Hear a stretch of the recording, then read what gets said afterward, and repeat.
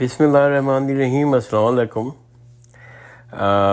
آج کا جو ٹاپک ہے میری ڈسکشن کے لیے کہ شیطان کی حقیقت، شیطان کون ہوتے ہیں۔ ایک بات میں نے نوٹ کی ہے کہ شیطان کے بارے میں ہمیں کسی قسم کی آگاہی ہمیں بچپن میں بلکہ بڑی عمر میں جا کے بھی نہیں ہوتی کہ اصل میں شیطان کون ہے، کس طرح سے شیطان ہم پہ حملے کرتے ہیں، کس طرح ہمارے دلوں میں وسوسے ڈالتے ہیں۔ تو میں نے سوچا کہ میں اس کے بارے میں کچھ ریسرچ کروں، کچھ پڑھوں اور سمجھوں، اور جو کچھ میں نے سمجھا میں آج آپ لوگوں کے سامنے رکھتا ہوں۔ تو اصل میں شیطان کا لفظ ایک صرف اس میں صفت کے طور پہ آیا ہے، یعنی کہ ایڈجیکٹو ہے، یہ کوئی کسی خاص شخص یا خاص مخلوق کا نام نہیں ہے۔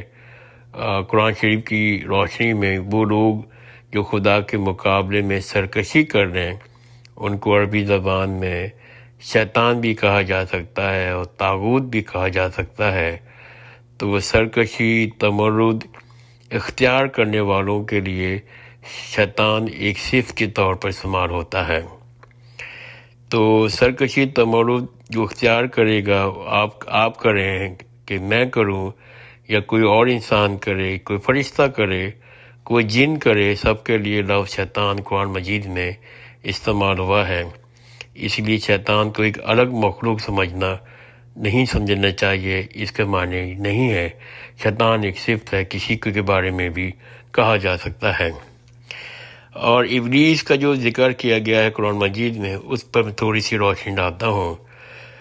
اس کی حقیقت قرآن سے یوں سمجھ لینی چاہیے کہ اللہ تعالیٰ نے جب اس دنیا کی ابتدا کی ہوگی تو ہم سے پہلے، انسانوں سے پہلے جو مخلوق بنائی گئی وہ دو مخلوقیں ہیں، ایک فرشتہ اور ایک جن۔ اور ان میں جو فرشتے ہیں، فرشتوں کے بارے میں بعض روایتوں سے معلوم ہوتا ہے، خاص طور پر قدیم صاحب کی جو روایتیں ہیں اس سے معلوم ہوتا ہے کہ جو فرشتے ہیں وہ مادی کی روح سے بنائے گئے ہیں، نور سے بنائے گئے ہیں۔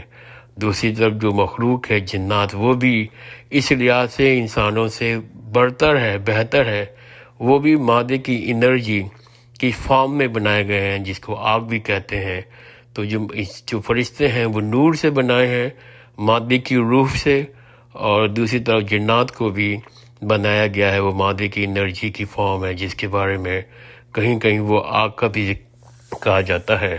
تو جو اس کی فارم ہے وہ جنات اور فرشتے، یہ دونوں مخلوق جو اللہ تعالیٰ نے بنائی، تو پھر اللہ تعالیٰ نے انسان کو پیدا کیا، اور انسان کو جب اس دنیا میں زندگی شروع کرنے کے لیے کہا گیا تو اس میں ایک امتحان برپا ہوا۔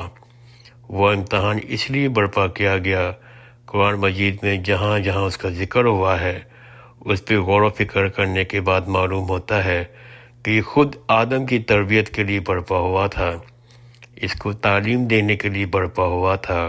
امتحان یہ تھا کہ اللہ تعالیٰ نے ایک مخلوق بنائی خلقت کے لحاظ سے، جسے آدم بنایا گیا، وہ فرشتوں اور جنات سے بہتر نہیں تھی۔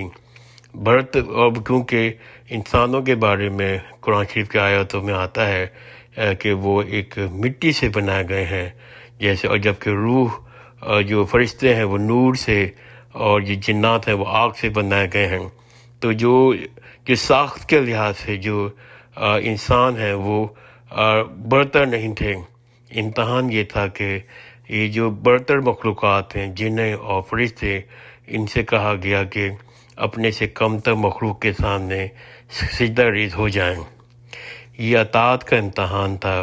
یہ دیکھنا چاہ رہا تھا اللہ تعالیٰ کہ ان دونوں قوموں میں، دونوں میں کوئی انانیت تو نہیں ہے۔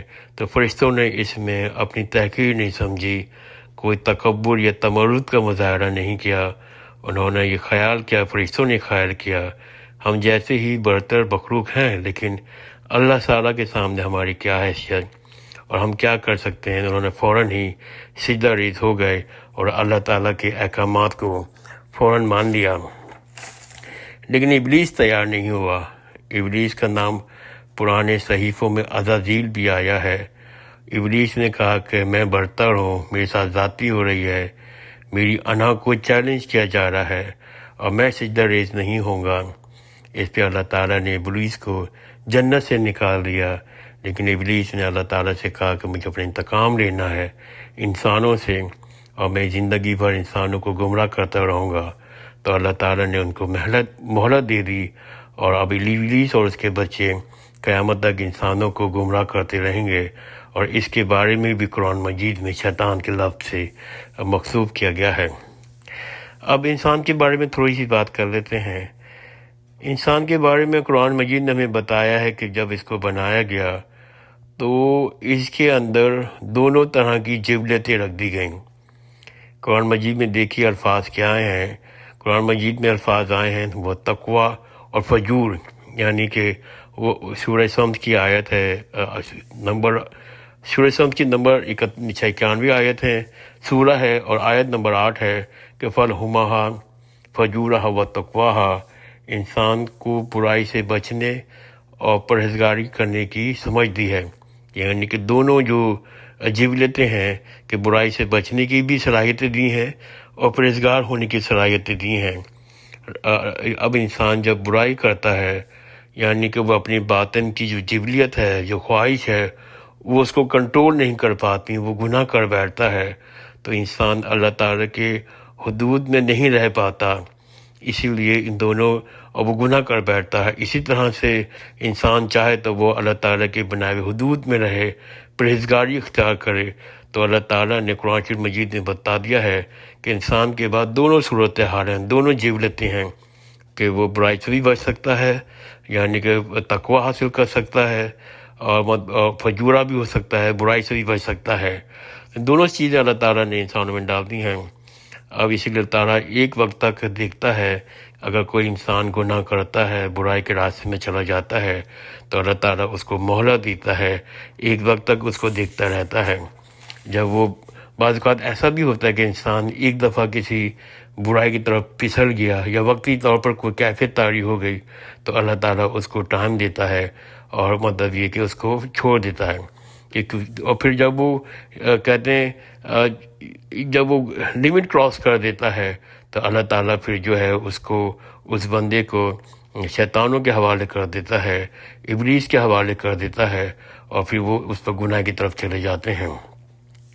نیکی میں بھی یہی ہوتا ہے کہ اگر آدمی ایک خواہش ظاہر کرتا ہے اور پھر ارادہ کرتا ہے، اور پھر اس کو نیکی کرنے کے لیے، مشکلات کا مقابلہ کرنے کے لیے نیکی کی طرف قدم بڑھاتا ہے، تو دونوں صورتوں میں اللہ تعالیٰ کی دونوں مخلوقات کی تائید آنا شروع ہو جاتی ہے۔ یعنی کہ جب نیکی ہے تو فرشتوں کی تائید آتی ہے، اور جب وہ گناہ کرتا ہے تو پھر یہ جو ہے پھر اس کو شیطان کے حوالے کر دیتے ہیں۔ تو جب وہ نیکی کرتا ہے تو فرشتوں کی تائید اس سینس میں آتی ہے کہ کیونکہ یہ اللہ تعالیٰ کی اذن سے ہوتا ہے، تو اس کو اللہ تعالیٰ کی توفیق بھی کہتے ہیں۔ چنانچہ جن موقعوں پر اس کی ضرورت پیش آئے تو آپ کو معلوم ہے پیغمبروں کو بھی یہ کہا گیا کہ 50,000 فرشتے، 30,000 فرشتے، 3,000 فرشتے تمہارے لیے موجود ہیں۔ اسی طرح جب ہم برائی کرتے ہیں، برائی پہ قائم رہتے ہیں، تو اس وقت ایسا ہوتا ہے کہ ہم سے غفلت ایک جگہ تک پہنچ جائے، تو پھر اللہ تعالیٰ شیطانوں کو بھی موقع دیتا ہے کہ وہ گمراہ کر سکتے ہیں، اور اس طرح یہ ابلیس کا ورڈ شیطان کا آیا ہے۔ ایسے شخص کو بھی بعض اوقات شیطان سے تعبیر کرتے ہیں۔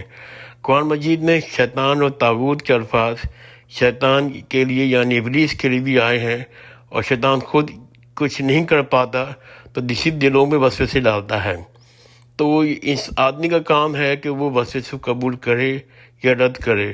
جیسے آپ وسوسے قبول کرتے جاتے ہیں، جیسے انسان وسوسوں کو قبول کرتا رہتا ہے، تو شیطان سلوری آپ کے اوپر حاوی ہو جاتا ہے، اور آپ کا پورا نفس شیطان کی گرفت میں ہو جاتا ہے، اور شیطان پھر آپ کو کنٹرول کر رہا ہوتا ہے۔ اس لیے قرآن مجید نے شیطان کو خاص صرف جنوں کے لیے یا صرف ابلیس کے لیے نہیں کہا۔ انسان قرآن مجید نے شیطان کے بارے میں انسانوں کو بھی شامل کیا ہے۔ وہ ہم صبح شام وہ سورہ پڑھتے ہیں کہ جنتی وصف الناس، یعنی کہ شیطان جنوں میں سے بھی ہیں اور انسانوں میں سے بھی ہیں، یعنی کہ شیطان دونوں طرف ہوتے ہیں۔ تو اس ساری لب لباب ہے میری ڈسکشن کا کہ شیطان کوئی قوم نہیں ہے، شیطان کوئی مخلوق نہیں ہے، شیطان انسانوں میں بھی ہو سکتے ہیں، فرشتوں میں بھی اور جنوں میں بھی، جو بھی تکبر کرے یا سرکشی کرے۔ اور قرآن مجید نے جو آخری صورت ناس میں کہ جو جن اللہ تعالیٰ ہم کو محفوظ رکھے جنوں میں سے بھی اور شیطانوں میں سے، تو شیطان دونوں ہو سکتے ہیں۔ اللہ تعالیٰ ہمیں شیطان مردود سے اور اس کی گمراہی سے، اس کے وسوسے سے محفوظ رکھے۔ جزاک اللہ خیر، خدا حافظ۔